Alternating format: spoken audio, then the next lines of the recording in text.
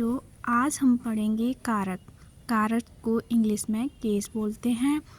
परिभाषा: संज्ञा या सर्वनाम के जिस रूप का सीधा संबंध क्रिया से होता है उसे कारक कहते हैं।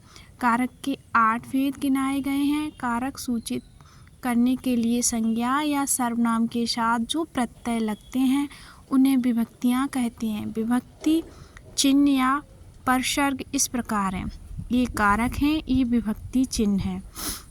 सबसे पहले कर्ता कारक। कर्ता कारक का विभक्ति चिन्ह ने होता है। कर्म कारक का विभक्ति चिन्ह को होता है। कारण या करण कारक इसका विभक्ति चिन्ह से है। संप्रदान कारक का विभक्ति चिन्ह को, के लिए, के वास्ते। अपादान कारक अपादान का विभक्ति चिन्ह से है। इसका मतलब होता है अलग होने के लिए, इससे अलग, जिससे अलग हो रहा है ना उसके लिए से। संबंध कारक का विभक्ति चिन्ह का, के, की होते हैं। अधिकरण कारक अधिकरण में विभक्ति चिन्ह में और पर लगाते हैं। संबोधन कारक में हे, अरे, ओ, इसके साथ ये विस्मय बोधक चिन्ह भी आता है। अब सबसे पहले पढ़ेंगे कर्ता कारक।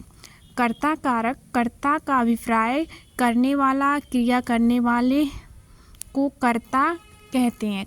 इसका चिन्ह ने है। मोहन ने रोटी खाई, लड़के ने गाना गाया।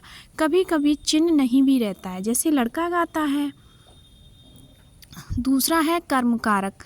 शब्द का वह रूप जिस पर क्रिया का प्रभाव पड़ता है इनका चिन्ह को है। कर्म कारक का चिन्ह को है, जैसे लड़का कुत्ते को मारता है। यहाँ मारना क्रिया का प्रभाव कुत्ते पर पड़ता है। कभी कभी चिन्ह को नहीं भी रहता है, जैसे सरिता पत्र लिखती है। करण कारक या कारण कारक जो शब्द रूप क्रिया करने में साधन या सहायक का बोध होता है उसे करण कारक कहते हैं। जैसे इसके चिन्ह से और के द्वारा होता है, जैसे राम ने बाण से रावण को मारा। मैं बस के द्वारा यात्रा करता। यहाँ बाण और मोटर क्रमशः मारना और यात्रा करना क्रियाओं में साधन या सहायक हैं। संप्रदान कारक शब्द का वह रूप है जिससे यह ज्ञात होता है कि क्रिया उसके लिए की जा गई है। संप्रदान का चिन्ह के लिए, जैसे मैं राम के लिए खाना लाता हूँ। यहाँ लाने की क्रिया राम के लिए की गई है। कभी कभी के लिए चिन्ह के स्थान पर को से भी काम चल जाता है। आशा रमेश को पुस्तक देती है, माली मोहन को कलम देता है।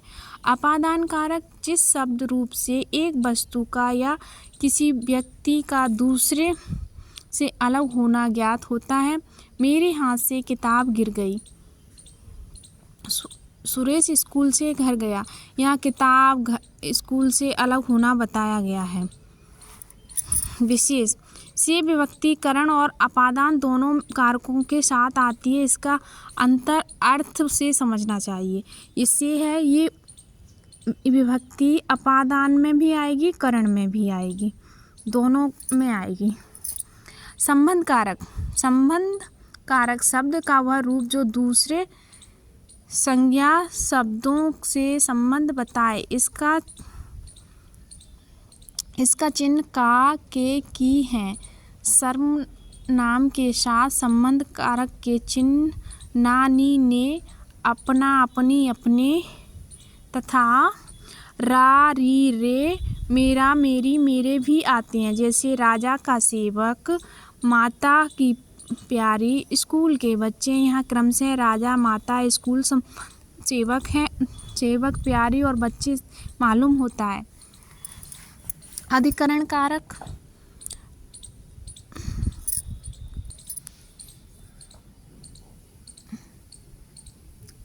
कारक शब्द का वह रूप है जिससे क्रिया के आधार का पता चलता है।